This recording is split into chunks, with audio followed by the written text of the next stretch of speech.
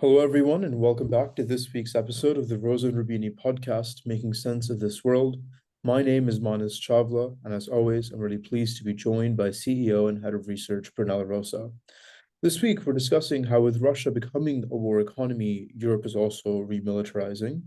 We've heard a lot of sort of headlines in the last few weeks to months about how the next phases of the war from the Western side would be funded. Ukraine obviously depends critically on Europe, but also the United States for military and humanitarian aid packages that are currently stuck in various political bureaucracies. But let's backtrack a bit. I mean, we saw a major terrorist attack in Russia a few weeks ago, and the sort of impact of that still reverberating domestically.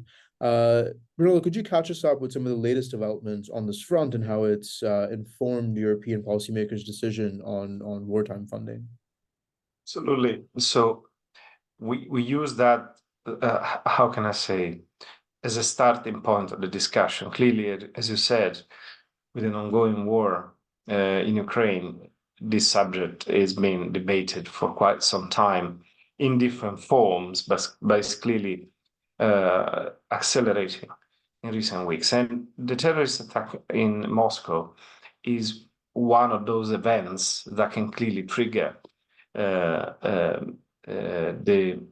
change of pace. So what happened in Moscow is that, as we all know, around 140 people were killed in a terrorist attack conducted by ISIS-K, which is kind of a segment, if you wish, of the ISIS or ISIL organization that operates more in the regions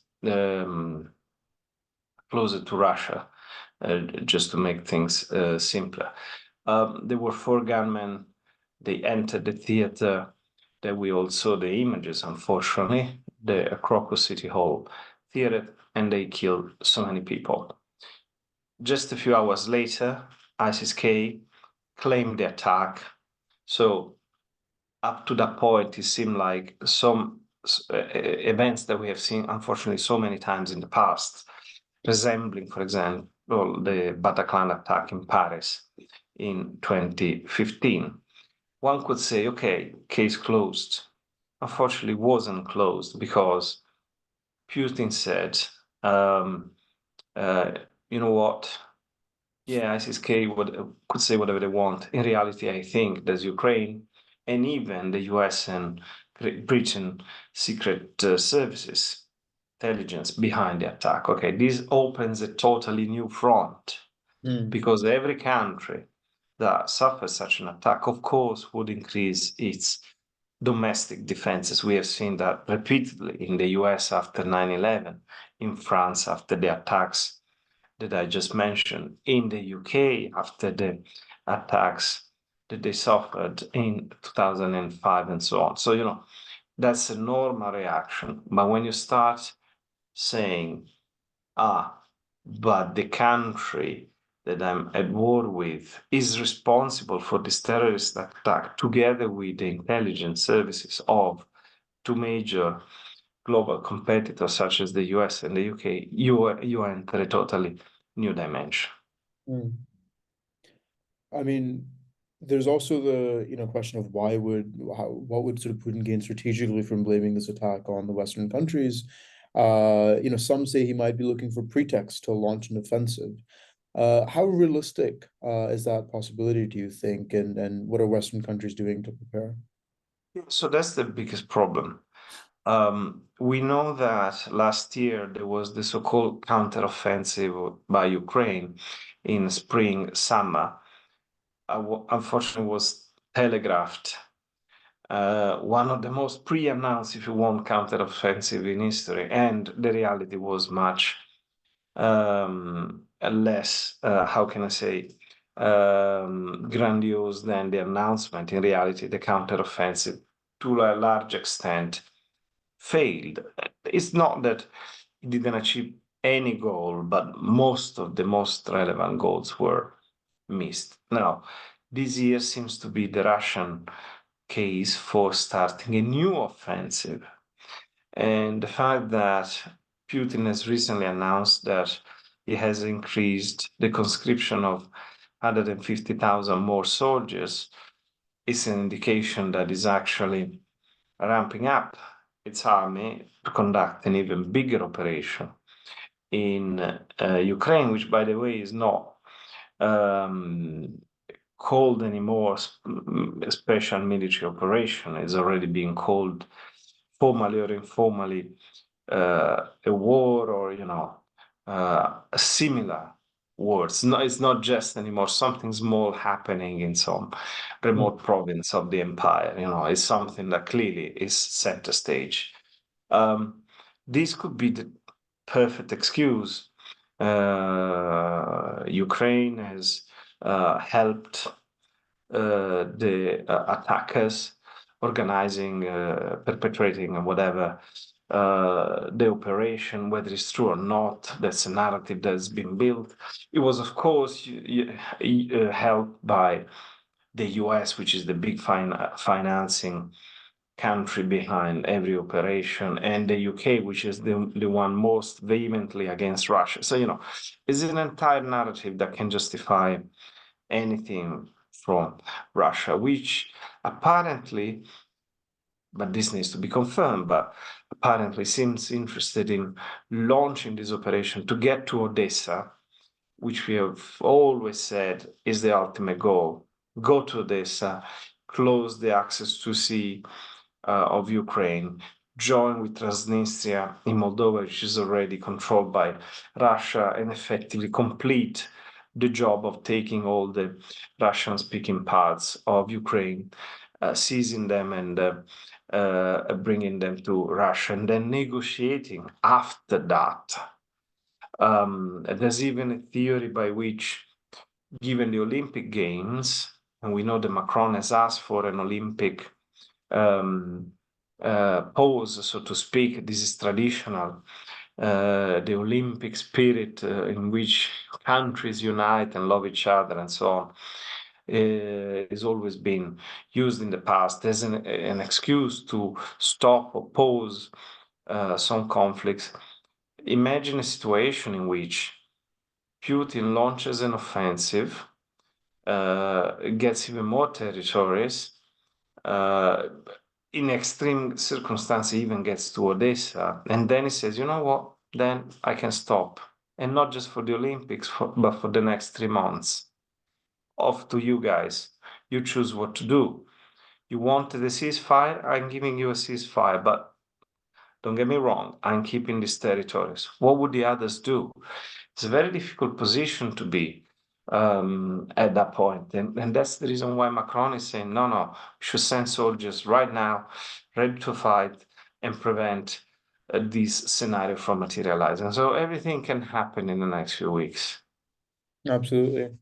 There's also the fact that while Putin's replenishing the Russian army, the Ukrainians are finding new ways to get new recruits, with Zelensky lowering the age of conscription from 27 to 25 this week.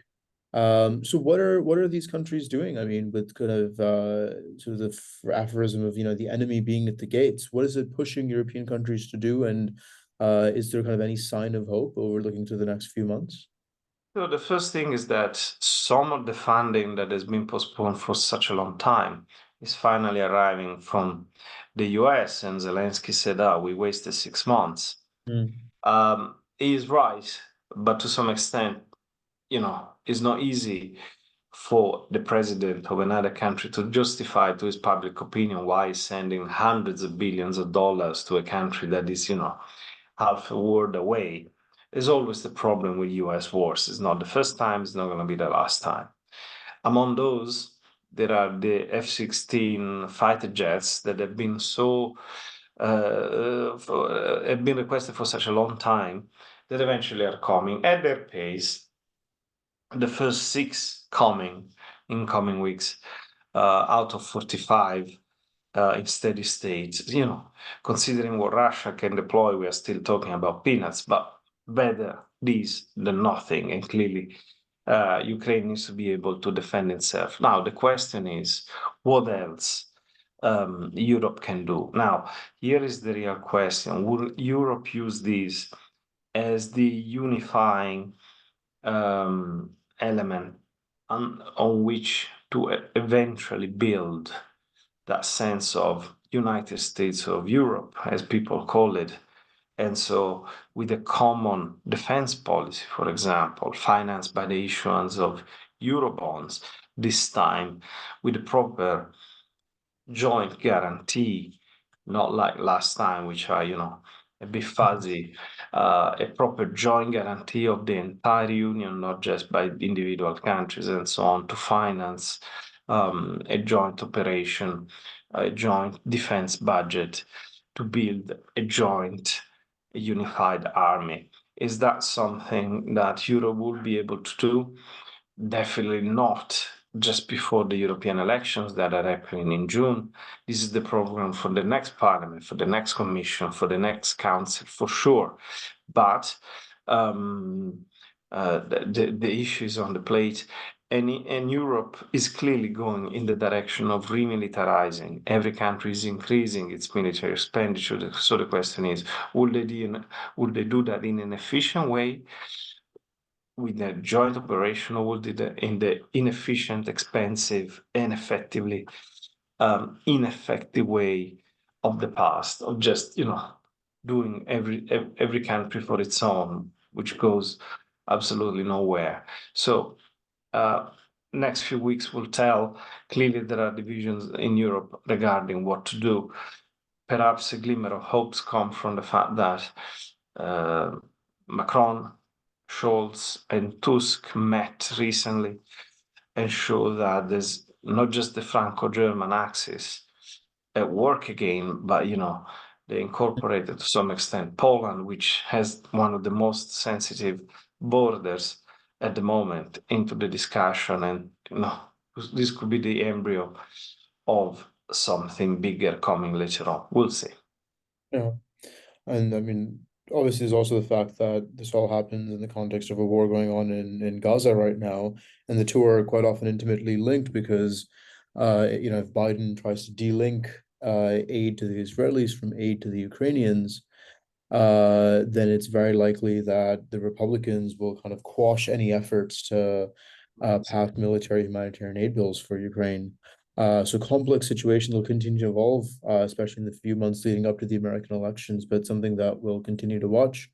But as always, Brunello, thank you so much for your time and insight. Thank you. Until next time.